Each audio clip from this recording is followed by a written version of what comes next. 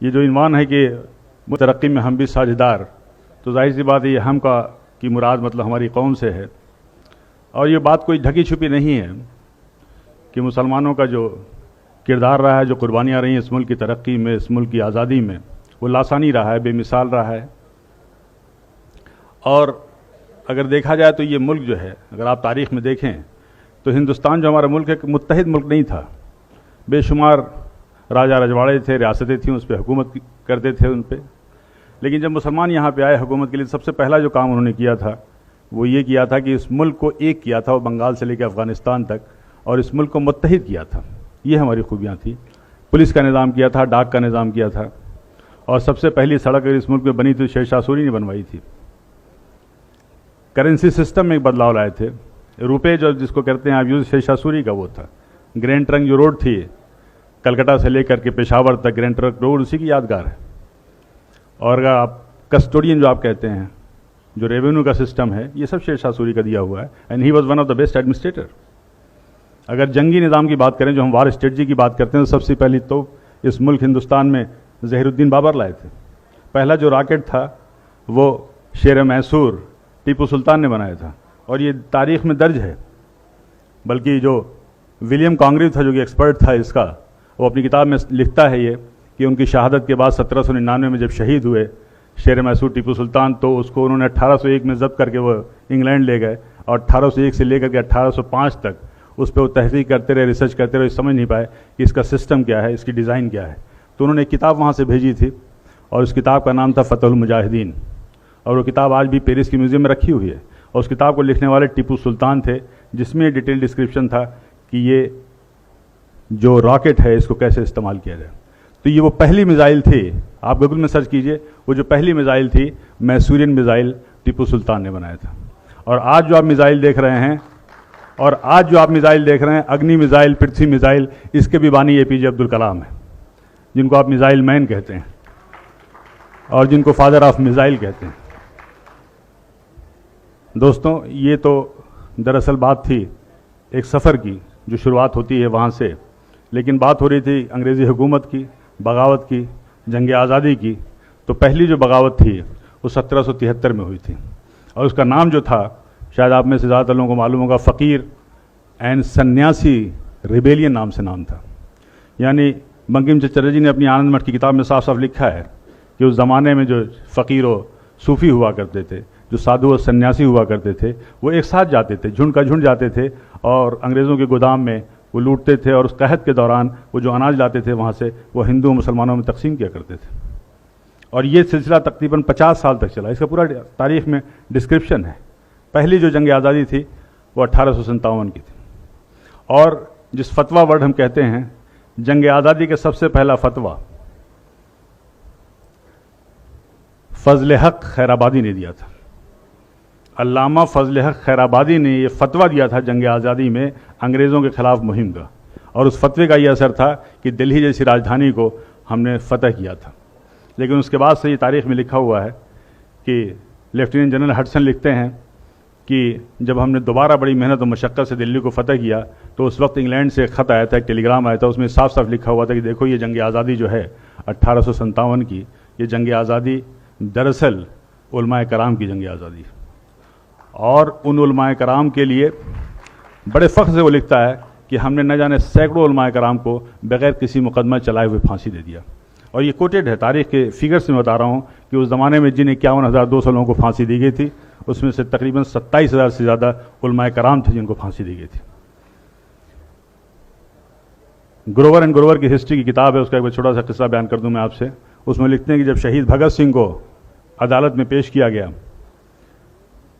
तो उस भरी अदालत में एक अंग्रेज़ ने उनसे सवाल किया कि 800 साल तक मुग़लों ने हुकूमत की, तब तो आपने बम नहीं फेंका, और हमने सिर्फ 150 साल से हुकूमत की और आपने सेंट्रल लेजिस्लेटिव असेंबली में बम फेंक दिया। उसका बहुत अच्छा जवाब भगत सिंह ने दिया था कि देखिए, मुग़लों ने जो हम पर राज किया है वो हमारे दिलों पर राज किया है, और उन्होंने इस मुल्क को सोने की चिड़िया बना दिया है। और इस सोने की चिड़िया की चमक से आप 7 समुंदर दूर से यहाँ तक आए हैं, और यहाँ पे आने के बाद अगर आपकी हुकूमत को अगर एक लफ्ज़ में, एक लाइन में कहा जाए, तो वो ये है कि आपकी हुकूमत एक स्पंज की तरह है, जो गंगा के किनारे हीरे और जवाहरात को चूस करके इंग्लैंड में जा कर के टेम्स नदी के किनारे निचोड़ती है और वो इंग्लैंड मालामाल हो जाता है, और उस दौलत के मालामाल होने के बाद उससे आप अपनी तरक्की करते हैं। मुग़लों ने, पठानों ने यहाँ नहीं किया, इन्होंने यहाँ की चीज़ों को यहीं पे खर्च किया, यहीं पे इमारत बनवाई और यहीं की धूल में अपने आप को मिटा दिया। ये था भगत सिंह का जवाब। और आखिर में भगत सिंह ने मुस्कुराते हुए कहा कि मैंने जो बम फेंका है इसमें न छुरी थी न केमिकल था, हमारा मकसद आपको मारना नहीं था। तो जज ने कहा फिर बम क्यों फेंका? तो उन्होंने कहा कि बहरों को सुनाने के लिए धमाके की ज़रूरत होती है, इसलिए हमने बम फेंका। ये थे शहीद भगत सिंह। हजरात, यहाँ तक कि वीर सावरकर की किताबों में भी लिखा है। वीर सावरकर ने अपनी किताब में जॉन मैकल्सन का हवाला देते हुए कहा था कि 1857 की जंग आज़ादी में अगर सबसे ज़्यादा किसी का नुकसान हुआ तो मुग़ल की जो आखिरी रोशनी थी, आखिरी बादशाह थे बहादुर शाह जफ़र का हुआ। और उन्होंने उसका जॉन मैकल्सन का हवाला देते हुए लिखा है कि एक बार उनको नाश्ते पे जब उनसे इसरार किया गया तो बहादुर शाह जफ़र ने कहा था कि मुझे ख्वाहिश नहीं है। उसके बाद से वो लिखता है कि हम लोगों ने उनकी आँख में जहरीले ऑइंटमेंट लगाना शुरू कर दिए ताकि उनकी बीनाई चली जाए। और उन्हें इस बात का इल्म था कि इस्लामी कानून में, इस्लामी शरीयत में कोई नाबीना अंधा शख्स कहीं का हुक्मरान नहीं हो सकता। और फिर वो दिन भी आया जब उनसे उनकी मर्जी के ख़िलाफ़ नाश्ते में उनके प्लेट पे लाल मखमल से ढके हुए 3 सर लाए गए थे, जिनमें 2 सर उनके बेटों के थे और 1 सर उनके पोते का था। ये थी कुर्बानियाँ। क्या इस जुल्म सितम के बाद भी मुसलमानों के लिए कहना पड़ेगा कि जंग आज़ादी में शरीक थे या नहीं? क्या अब भी इस उन्वान की ज़रूरत है? अब भी इस प्रोग्राम की ज़रूरत है? क्या चांद सितारों की मौजूदगी के लिए बहस होगी? कतई नहीं। और ये वहीं तक का किस्सा नहीं है, बल्कि आप अपने पड़ोस में जाएं, अगर आप हिस्ट्री ऑफ यूपी देखें तो इसमें हिस्ट्री ऑफ अयोध्या भी शामिल है उस गज़ट में। अयोध्या में जब जंग आज़ादी के बिगुल फूका गया तो सबसे पहला शख्स जो खड़ा हुआ था वो राम प्रसाद शर्मा थे, बाबू राम। उनके लिए सबसे पहले लब्बैक कहने वाला एक शख्स था वो काजी अमीर अली। तो बाबू राम शरण दास और काजी अमीर अली ने एक साथ जंग लड़ी थी और एक साथ अंग्रेज़ों से मुकाबला किया था। और अंग्रेज़ों ने यह अहद किया था कि अगर हम इनको पकड़ लेते हैं, अरेस्ट कर लेते हैं, तो एक ऐसी सज़ा देंगे कि आने वाली नस्ल याद रखेंगी। और बाबू राम शरण दास और मौलवी अमीर अली को जो फांसी दी गई थी उसमें फंदा एक था और गर्दनें 2 थीं। बाबू राम शरण दास की थी और मौलवी अमीर अली की थी। यह अयोध्या मिसाल था एक कौमी एकजहती का, जो आज तनाज़ा का मौजू बन गया है। बहुत तअज्जुब की बात है हज़रात। ये हमारी कुर्बानियाँ ये वहाँ तक महदूद नहीं हैं कि हमने सिर्फ आज़ादी दिलाने में इतने उलमाओं का फांसी हुई, लोगों ने अपनी कुर्बानियाँ दी, बल्कि आज़ादी के बाद भी हमारी कुर्बानियाँ जारी रहीं, हमारे मुल्क की खिदमत जारी रहीं। और एक जब आज़ादी के बाद पहली बार पाकिस्तान ने यहाँ पे हमला किया, पाकिस्तान से जंग हुई कुछ ही महीनों के बाद, तो एक नाम, एक हस्ती, एक शख्सियत और एक शहादत जो बहुत मशहूर है वो है ब्रिगेडियर मोहम्मद उस्मान। मैं इसलिए नहीं कह रहा हूँ कि मैं उसी खानवादे से हूँ, मेरा उसी ख़ानदान से ताल्लुक़ है, बल्कि मैं इसलिए कह रहा हूँ कि किसी भी आज़ादी के बाद किसी इतने बड़े ओहदे पे किसी शख्स ने मुल्क की सरहद पे शहादत नहीं दी है, उसने अपनी जान नहीं गंवाई। वो आज़मगढ़ के एक छोटे से कस्बे बीवीपुर में खान बहादुर मोहम्मद फ़ारूक के घर में पैदा हुए थे। मदरसे से तालीम हासिल की थी, लेकिन एक शौक़ था फ़ौज में जाने का, इस मुल्क की खिदमत करने का। और उसके बाद से वो रॉयल मिलिट्री एकेडमी, जो उस ज़माने में बहुत ही प्रेस्टिजियस एकेडमी हुआ करती थी, और इस मुल्क से सिर्फ 10 लोगों का सिलेक्शन हुआ था, उसमें वो भी थे। और उस रॉयल मिलिट्री एकेडमी को ज्वाइन करने के बाद उसके बाद से वो सेकेंड वर्ल्ड वार में उन्होंने बर्मा, अफ़गानिस्तान जैसे मुल्कों में गए, और वहाँ जाने के बाद से बड़ी कम उम्र में उनकी तरक्की हुई और ब्रिगेडियर हो गए। लेकिन इस मुल्क की खिदमत, इस मुल्क की हिफाजत उनका आज़म था।